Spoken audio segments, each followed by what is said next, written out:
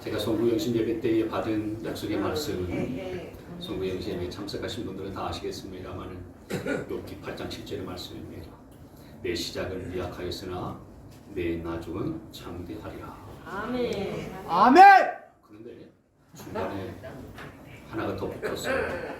창대하는데 어떻게 어느 정도로 창대하게 되느냐? 심히 창대하리라. 아멘. 아멘. 그래서 제가 그 말씀을 딱 받아들은 순간에 야, 정말 어마어마한 그런 축복을 하나님께서 내게 부어주시려고 하시나 보다. 너무너무 감사했고요. 그 말씀을 받아들고서 성령님이 주시는 감동이 뭐냐면은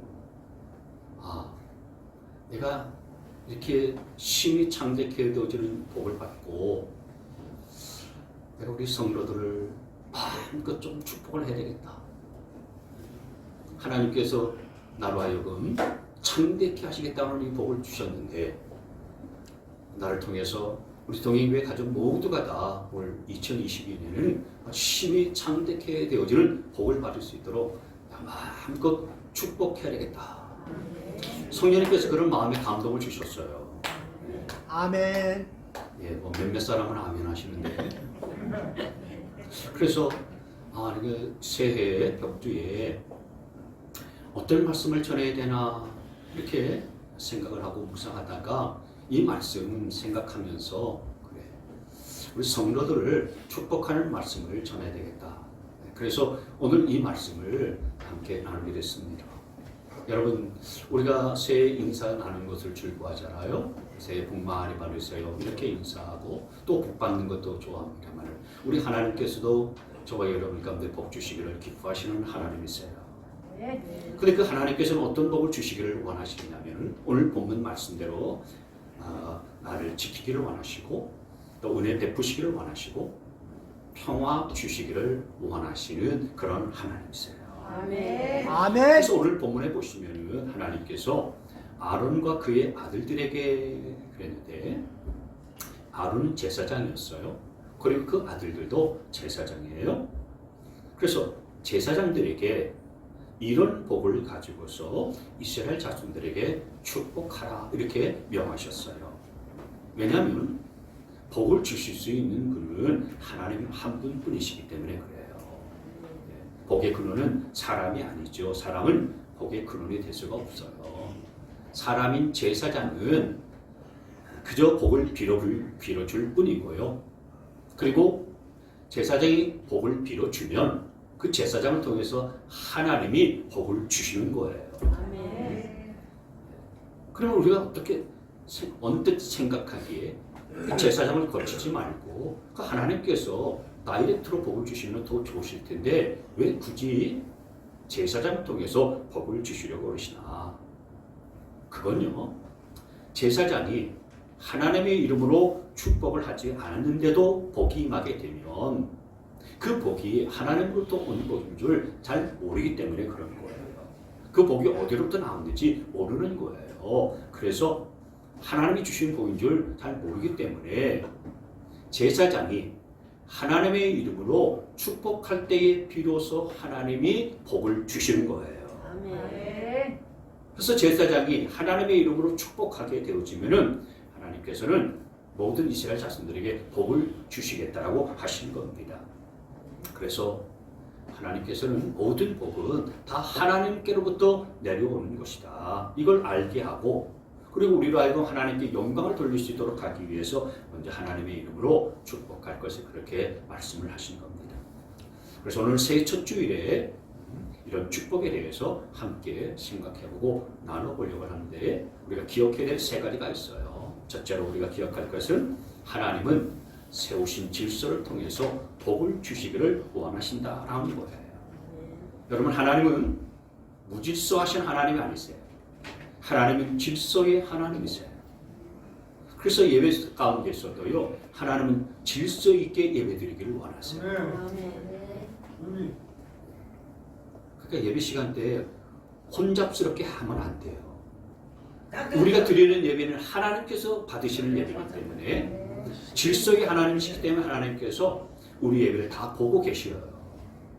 그렇기 때문에 그 하나님 앞에서 우리가 참 경건한 마음 가지고 예배를 할 줄 알아야 됩니다.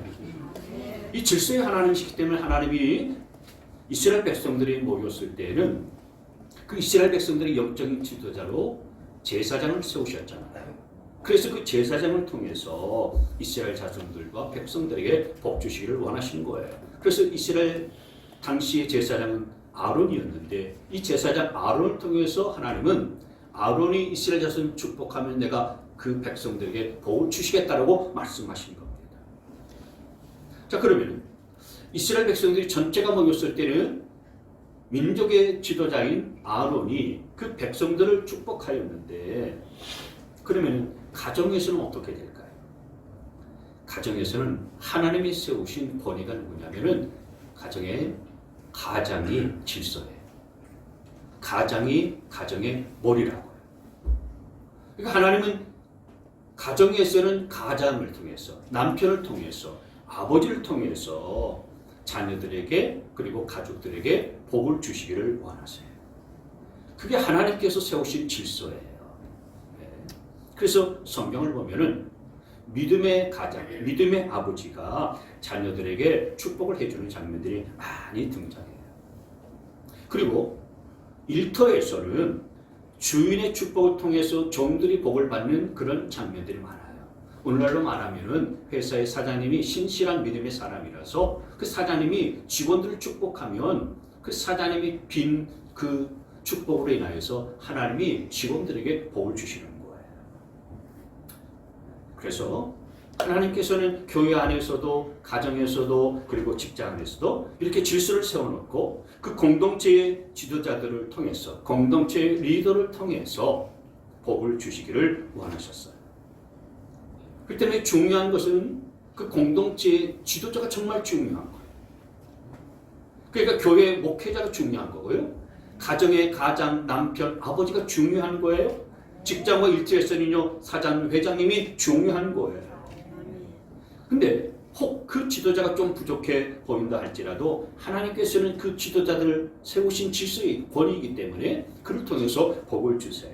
교회에서는 그렇기 때문에 목회자가 좀 부족해 보여도 여러분 가정에서는 가장과 남편과 아버지가 조금 뭔가 부족해 보일지라도 직장에서는 사장님이 좀 부족해 보일지라도 하나님께서는 그 사람을 리더로 지도자로 세우셨기 때문에 하나님은 그 사람이 축복할 때 비로소 복을 주시는 거예요.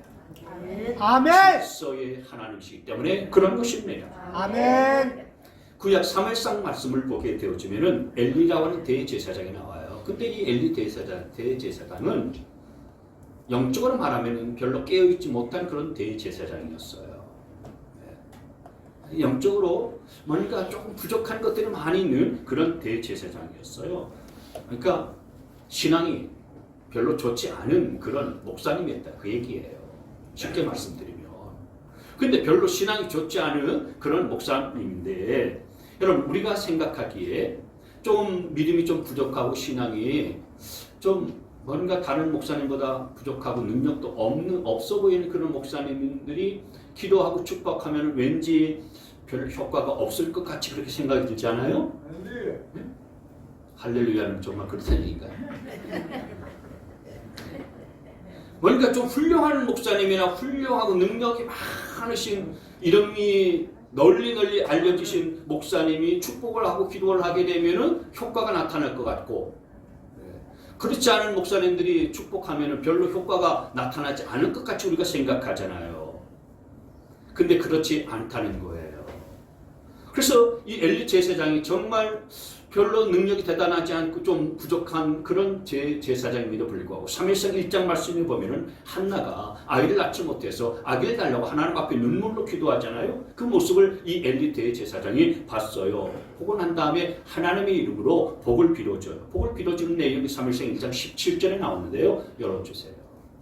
그러자 엘리 대제사장이 말하였다. 그렇다면 평안한 마음으로 돌아가시오. 이스라엘의 하나님이 그대가 간구한 것을 이루어 주실 것이요. 아멘. 그러니까 엘리 제사장이 이 한나에게 당신이 기도한 것들을 하나님께서 이루어질 테니 이제 돌아가셔도 됩니다. 이렇게 얘기했다 이거예요. 복을 빌어준 거예요. 그랬더니 한나의 가정에 정말 복이 임했어요. 그래서 우리가 잘 아는 이 한나를 통해서 그동안 아기가 없었는데 사무엘이라고 하는 아이가 탄생했잖아요. 사무엘은 이스라엘의 선지자 중에서 최고의 선지자예요. 그렇게 해서 사무엘이 태어나게 되는 거예요. 그래서 여러분 이걸 보면 하나님은 질서의 하나님이시다라는 하 것을 알 수 있어요. 영적으로 잠들어 있는 제사장을 통해서도 하나님은 정말 복을 주시지 않을 것 같은데도 그가 축복을 하니 그 복이 그대로 임한 것을 보면 하나님은 이렇게 세우신 질서를 통해서 역사하시고 복을 주시는 분이시구나 하는 것을 알 수가 있는 거예요. 저는 목사지만은 참 많이 부족하고 연약한 그런 구석들이 많은 자예요. 근데 제가 저의 부족함과 한계와 약함을 알고도 제가 예배 시간 때는 당당하게 축복의 기도를 하는 이유는 뭐냐면 우리 성도들에게 복 주시기를 원하시는 하나님께서는 교회에 세우신 질서, 교회에 세우신 하나님의 종인 부족한 저를 통해서 성도들에게 하나님께서 복 주시기를 원하신다는 사실들을 알기 때문에 그런 거예요. 그래서 제가 좀 부족하다 할지라도요, 하나님은 하나님이 세우신 교회의 질서인 목사를 통해서 여러분들에게 복을 주신다는 사실들을 제가 알기 때문에 제가 좀 부족하다 할지라도 제 한계도 다 알고 제 연약함도 다 알지만 내가 스스로 그건 다 깨닫고 있지만은 그러나 하나님의 이름으로 여러분들을 축복하는 겁니다. 그래서 여러분 예배 시간에 제일 마지막 순서가 축도 아니에요? 축도. 축복 기도의 약자잖아요. 이 축복 기도하는 축도의 시간을 가볍게 여기지 마세요. 여러분 우리가 예배를 통해서 찬양하고 기도하고 또 감사의 힘을 드리면서 하나님 앞에 그렇게 영광 돌리는데 하나님은 우리가 드리는 이 예배를 받으시고 마지막에 하나님께서 복을 부어주시는데 목사가 축도하는 축도를 통해서 하나님은 마지막에 복을 부어주시는 거예요. 보통 목사님들의 축도 시간은 아주 짧아요. 그리고 간단해요. 그렇기 때문에 짧은 기도 대수롭게 여기지 아니하고요. 그냥 축도가 마치기도 전에도 나가버리는 분들이 간혹 계세요. 축도가 짧기 때문에 복이 짧다? 아니에요. 축도가 짧기 때문에 대수롭지 않게 여기고서요. 그냥 나가버린다든지 믿음으로 아멘도 하지 아니하고요. 가만히 있는다든지 집중하지 않으면요. 하나님의 복이 그 10년 가운데 임할 수가 없어요. 그런 분들은 혹시 있다면 정말 많은 복을 놓치는 거예요. 여러분 이스라엘 자손들이 모였을 때는 하나님이 세우신 질서인 제사장을 통해서 복을 주시겠다 분명히 말씀하셨어요. 하나님이 세우신 질서와 권위에 순종하실 수 있게 되어지기를 바랍니다. 그래서 교회에서는 주의 종이 하나님의 이름으로 축복할 때, 그리고 가정에서는 가장이 하나님의 이름으로 가족들과 자녀들을 축복할 때에 믿음으로 아멘 하셔서 복을 받는 여러분 되시기를 주님의 이름으로 축원합니다. 그다음에 두 번째로 우리가 기억하고 아셔야 될 것은 축복이라고 해서 모든 일들이 다 받는 것은 아니라고 하는 거예요. 넘겨보세요. 아무리 축복해줘도요 모두에게 다 그 복이 임하는 거 아니에요. 그러니까 영적인 지도자가 주의 종이 교회에서 목사가 아무리 축복을 해줘도 그 축복을 받을 수 있는 준비가 갖춰지지 않은 사람은요 그 복이 그에게 임하지 않는 거예요. 복을 받을 수 있는 합당한 그릇이 안 되면 그 복이 내게 오지 않아요. 우리 예수님께서 마태복음 10장 12절에 보면은 전도를 위해서 제자들을 파송하실 때에 특별히 이런 말씀을 하셨어요. 너희들 전도하러 각 마을과 각 동네로 다닐 때마다 그리고 각각 집들을 방문할 텐데 그 집에 들어설 때에 가장 먼저 이렇게 말하라 말씀하신 부분들이 있어요. 같이 한번 읽겠습니다. 자, 시작. 너희가 그 집에 들어갈 때에 평화를 빈다고 인사하여라. 무슨 말씀이냐면 전도하러 집집마다 방문할 때는 이 집에 평화가 있을지어다 이렇게 축복해 주라 그 얘기예요. 이 가정에 하나님의 축복이 임하기를 빕니다. 이렇게 축복을 해 주란 얘기예요.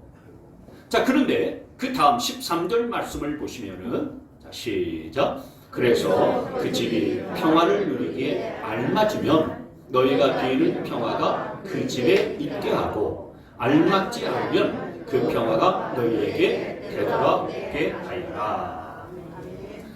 그러니까 주의 종이 복을 빌어도요, 그 복을 받기에 알맞은 사람에게는 복이 임하지만 그는 알맞지 않은 사람에게는 그 복을 빌어도요, 복이 그에게 오지 않는다 이거예요. 쉽게 말씀드리면 주의 종이 복을 빌어도 복을 받는 가정이 있고 복을 받지 못하는 가정이 있다 그 얘기예요. 여러분, 하나님은 우리에게 복 주시기를 원하시는데 하나님이 주시고자 하시는 그 복을 받지 못하는 걸림돌이 있고 장애물이 있어요. 복을 받지 못하게 가장 크게 가로막고 있는 장애물이 뭔지 아십니까? 그건 다른 게 아니고요, 우리가 회개하지 않는 죄악을 갖고 있으면 그렇게 돼요. 죄가 있으면은 하나님의 축복을 주의 종이 아무리 많이 부어줘도요, 그게 임할 수가 없어요. 해당 사항 없어. 그래서 예레미야 5장 25절 말씀해 보시면요, 이같이 말씀했어요.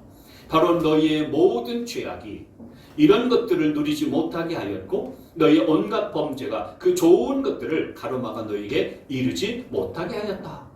하나님은 복 주시기를 기뻐하세요. 좋아하시는 분이세요. 그래서 우리에게 온갖 좋은 복들 다 준비해 놓으시고 주시려고 주의 종들에게 말씀하시고 주의 종들에게 야, 너 저 사람에게 가서 복을 빌어라 이렇게 명령하셔서 복을 빌어주는데도 그 사람이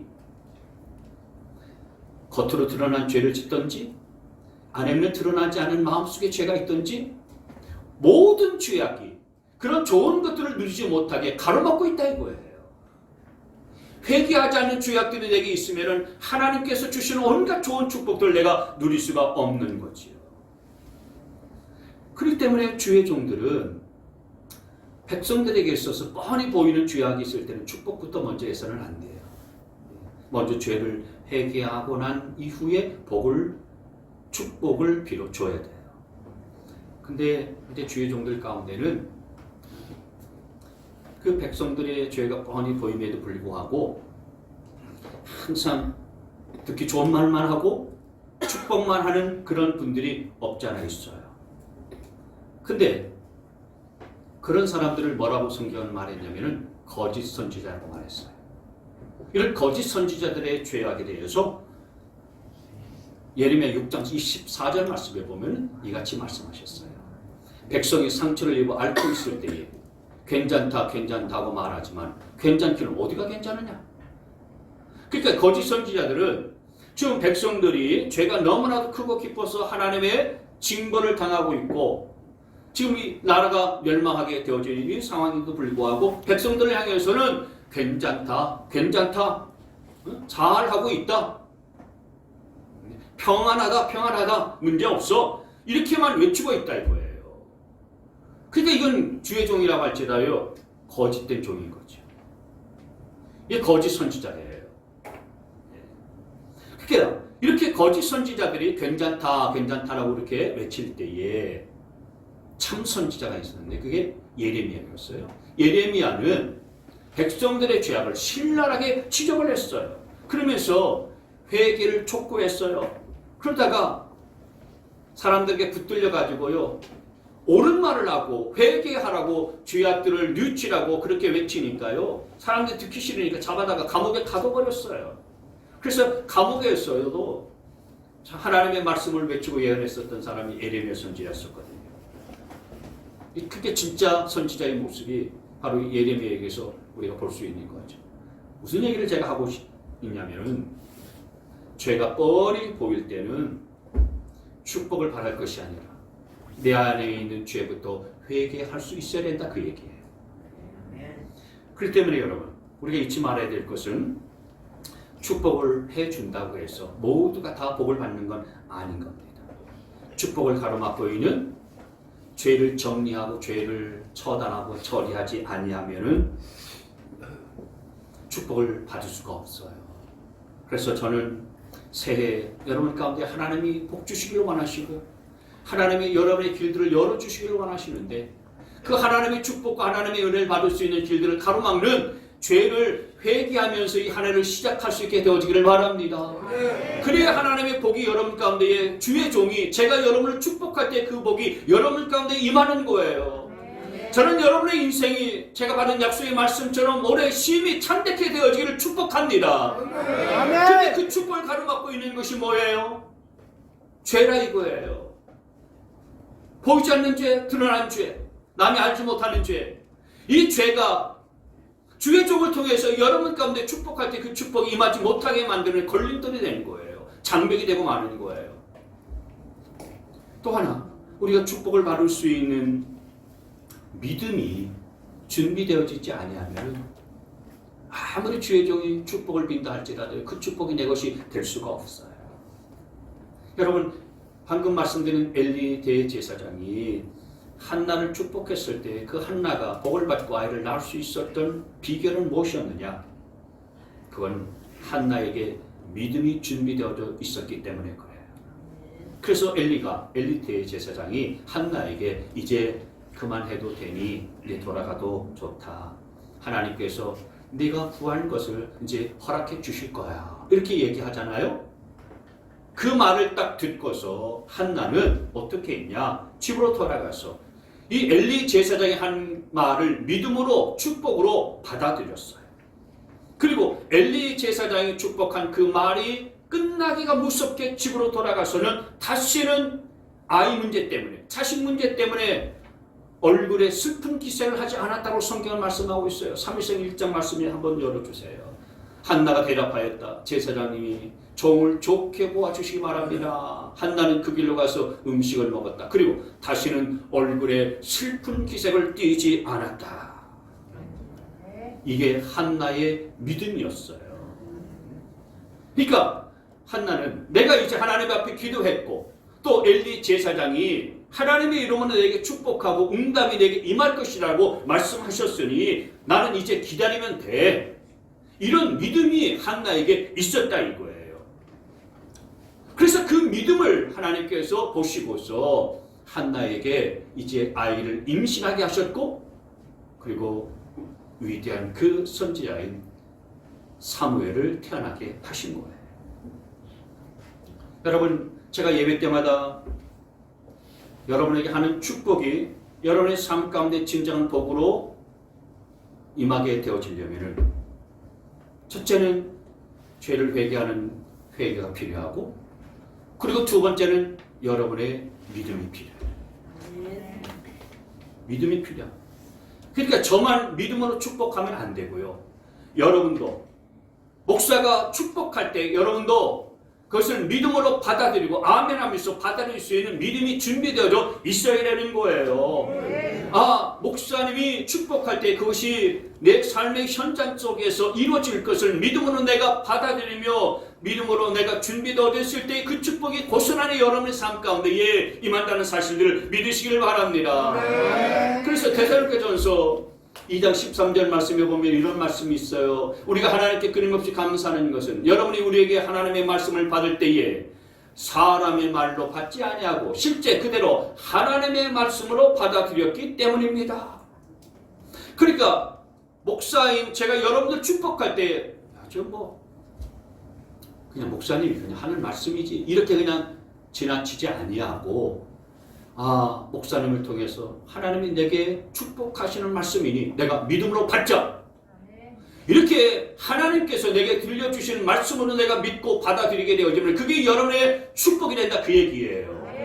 고린도후서 1장 20절 말씀해 보시면 말이죠. 같이 한번 읽습니다. 시작. 하나님의 모든 약속은 그리스도 안에서 이해가 됩니다. 그러므로 그리스도로 말미암아 우리는 아멘 하면서 하나님께 영광을 돌리는 것입니다. 할렐루야.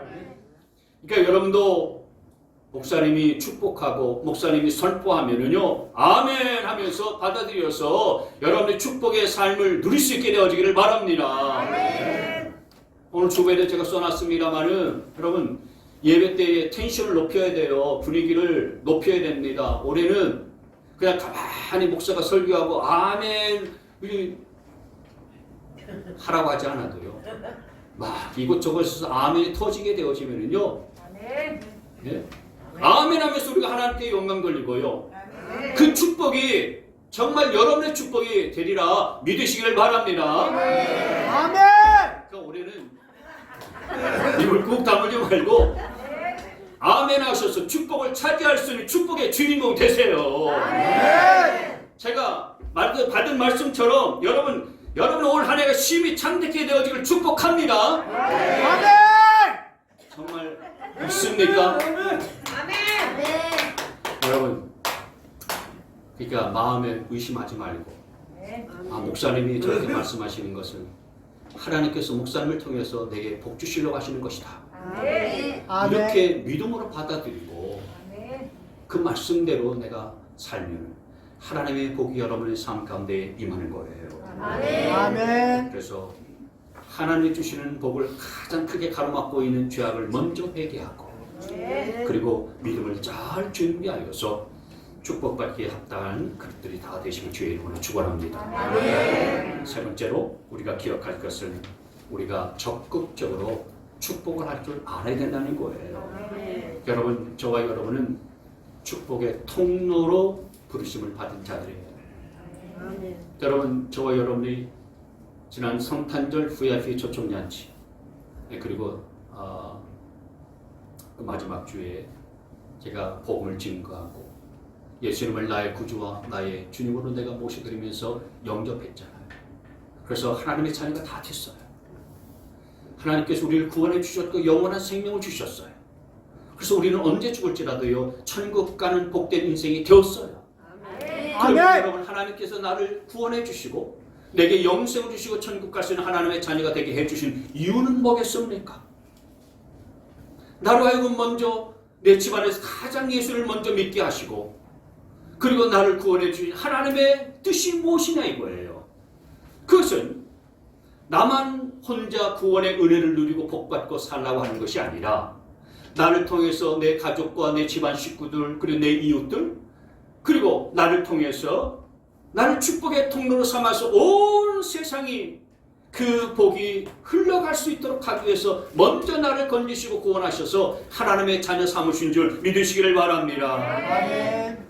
그래서 여러분, 목사만 구약시대 때는요, 제사장이 따로 있었어요. 오늘날에는 그렇지 않아요. 오늘날에는 물론 목사가 제사장 역할을 합니다마는, 그러나 모든 믿는 이들은 왕같은 제사장이라고 주님은 말씀하셨어요. 구원받은 여러분들도 제사장이에요. 왕같은 제사장 역할들을 해야 된다 이거예요. 무슨 얘기냐면, 여러분들이 가는 곳마다 제사장이 축복하는 것처럼 여러분들도 이미 구원받고 하나님의 자녀가 되어지고 왕같은 제사장이 되었으니 어디서든지 하나님의 복을 빌어줄 줄 알아야 된다, 그 얘기예요. 축복해줘야 될 사명이 목사에만 있는 게 아니고요, 여러분에게도 다 있다는 사실들을 믿으시기를 바랍니다.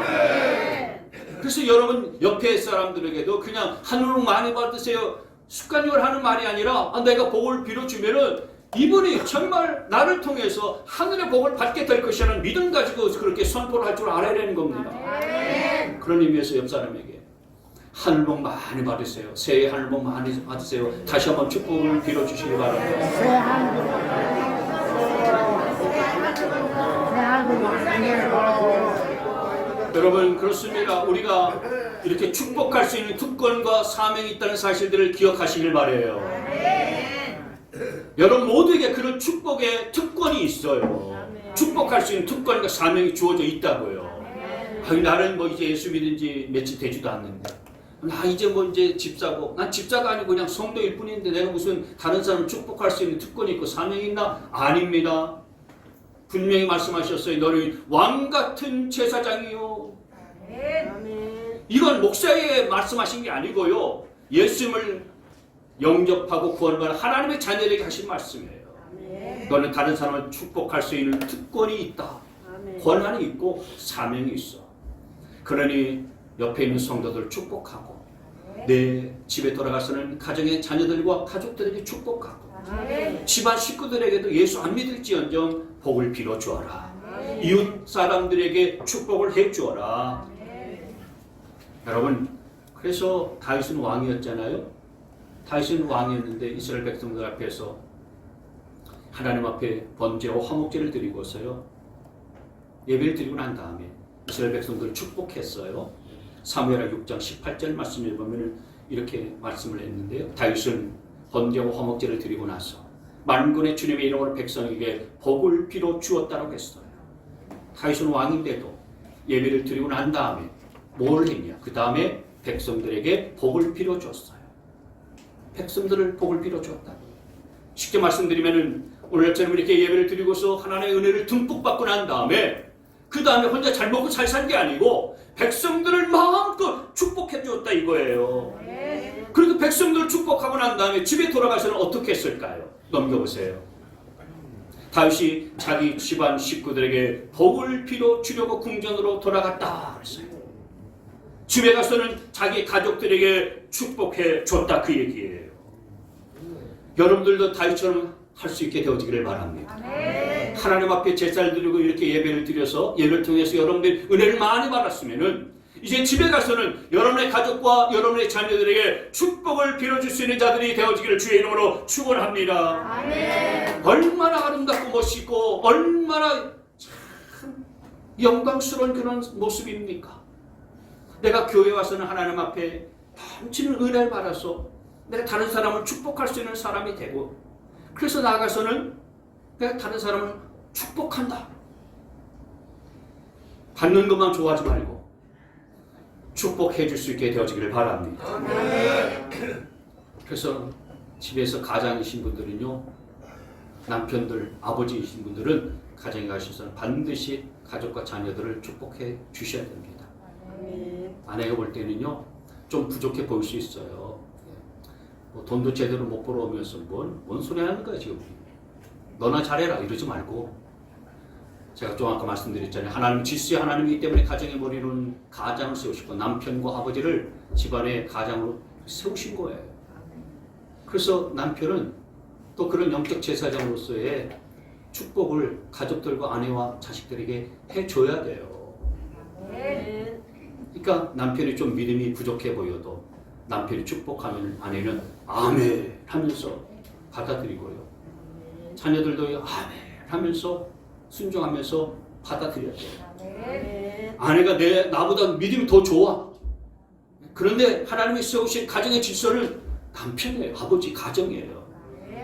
그 여러분, 아내 여러분들, 남편을 우습게 여기지 말고 남편의 믿음이 좀 부족해도 축복하면 그대로 순종할 수 있게 되어지기를 바랍니다. 하나님은 그런 질서를 통해서 일하세요. 근데 나는 가정도 없고 식구들도 없고 자녀들도 없고 나 혼자밖에 없는데 어떻게 하나? 우리 교회에 혼자이신 분들이 많이 있죠. 누굴 축복하려고 해도 집안에 가면 나 혼자 아무도 없고 강아지 한 마리고 나밖에 없는데 걔에게 축복해야 되나? 그러지 말고 그럴 때는 나 자신에게 축복하세요. 네? 내가 축복할 사람이 없잖아요. 집에 가도. 그러면 스스로 여러분 자신을 축복하세요. 이 쓰레기 같은 놈이 죽일 놈, 망할 놈, 몹쓸 놈 이러지 말고 속으로 네? 축복하세요. 이 잘되고 흥할 놈 축복하시기 바랍니다. 네? 앞날이 구말리같이 창창할 놈, 태평양바다같이 앞날이 환하게 밝아질 놈 이렇게 스스로 축복하시길 바랍니다. 할렐루야. 여러분, 우리가 세상에 살면서 우리가 만나는 사람들도 축복을 하셔야 됩니다. 온라인으로나 SNS나 또 카톡으로도요. 여러분 축복을 많이 해주세요. 우리가 축복하면은요, 우리가 빈 축복이 상대방에게 임해요. 그들에게 반드시 그런 축복이 임하게 되어 있어요. 그리고 그들에게만 복이 임하는 것이 아니라 축복하는 내게도 그 복이 고스란히 온다는 사실을 믿으시길 바랍니다. 창세기 12장 3절 말씀에 보면요, 하나님께서 아브라함에게 이같이 말씀했어요. 넘겨보세요. 다시 같이 있습니다. 시작. 너를 축복하는 사람에게는 내가 복을 베풀고 너를 저주하는 사람에게는 내가 저주를 내릴 것이다. 땅에 사는 모든 민족이 너로 말미암아 복을 받을 것이다. 아멘. 그러니까 무슨 말씀이냐면, 쉽게 말씀드리면 우리가 남을 축복하면 축복하는 나도 복을 받는다. 그 말씀입니다. 한 가지 이야기하고 마칠게요. 대전에서 큰 목회를 하시다가 지금 은퇴하신 목사님의 간증인데요. 이분이 목회 초창기에 아내인 사모님으로부터 그런 소리를 들었대요. 다른 교회 목사님은 목회도 잘하시고 설교도 얼마나 잘하시는데 저분 참 대단하시다. 그 목사님 앞에서 다른 큰 교회 목회를 잘 하시는 목사님들 이야기를 막 이렇게 그냥 입에 발리도록 그냥 칭찬을 하고 그런 얘기를 하더래요. 여보, 어쩜 저분은 저렇게 설교도 잘 하시지? 그럼 무슨 얘기입니까? 목사님이 생각하기에 나는 왜 저렇게도 설교를 못하냐? 그런 소리로 이제 들리지 않겠어요? 그러니까 그런 소리를 사모님이 할 때마다 속에서는요 부글부글 막 끓었다 이거예요. 자존심도 상하고 기분도 상하고 말이죠. 그래서 어떤 때는 그게 사모님하고의 말다툼으로 번지더라는 거예요. 그래서 야, 내 속이 정말 밴댕이 속같이 똑같구나. 그렇게 나도 인정하는데 그게 자기 마음대로 스스로 조절이 안 되더라 이거예요. 그런데 어느 날 이 목사님이 이 말씀 창세기 12장 3절 말씀이 눈에 확 들어오더랍니다. 이 목사님들이 이거 다 아시는 말씀이거든요. 근데 유달리 그때는요 이 말씀이 눈에 확 들어와서 하나님이 아브라함에게 내가 너를 축복하는 자에게 복 주고 너를 저주하는 자에게 저주할 것이라는 이 말씀이 가슴에 딱 와서 박히더라 이거예요. 그래서 그래 내 사모가 다른 목사님들을 칭찬할 때 그래 나도 같이 칭찬해보자. 이분은 못할지라도 마음속으로 그렇게 칭찬해보자. 그래서 사모님이 어떤 목사님을 칭찬하면 그때는요 마음에 내키지 않아도 입을 꾹 그냥 이를 악물고서요. 그래 야, 그 목사님 내가 봐도 정말 설교도 잘하고 목회도 정말 잘하시고 내 속마음은 그렇지 않아도요 억지로 하시면 그렇게 하셨다는 거예요. 그러고 나서 우리나라에서 목회를 가장 잘하기로 유명한 그런 목사님들을 명단을요 기도문 앞에다가 쭉 적어놓고서요 하나님 이 목사님에게 복을 주십시오. 이 목사님에게 복을 주십시오 하면서 축복 기도를 그때부터 시작했다는 거예요. 이 목사님의 간증의 핵심은 그거예요. 이전에는 자기가 열등의식 때문에 사모님이 그렇게 다른 목사님들 칭찬하고요 축복하고 막 좋아라 하면은요 이 마음속에 열등감이 생겼어요. 그냥 속만 상하고요 자존심 상했지만은 그래서 막 부부를 끌어서 아무런 역사도 벌어지지 않고 그냥 부부싸움하는 역사만 벌어졌는데 이제 마음을 바꿨어요. 아브라함이 축복하듯이 정말 다른 목사님을 내가 축복했더니 목회의 문이 활짝 열리기 시작하더래요. 하나님께서 교회를 기가 막히게 부흥시켜 주시더라고요. 그런 간증을 하더랍니다. 그렇습니다 여러분. 우리가 남을 축복하면 그 축복이 그 사람에게만 임하는 것이 아니라 축복하는 내게도 임한다는 사실들을 기억하시길 바랍니다. 그래서 여러분 내가 갖지 못하고 있는 것들 다른 사람이 갖고 있다고요 괜히 열받지 마세요. 열등의식 갖지 말고요 비교하지 마세요. 오히려 그런 사람들을 축복할 수 있게 되어지기를 바랍니다. 그래서 여러분에도 그렇게 비로소 튼 축복이 통일하게 임할 것을 믿으시기를 주님의 이름으로 축원합니다. 우리 찬양 같이 하겠습니다.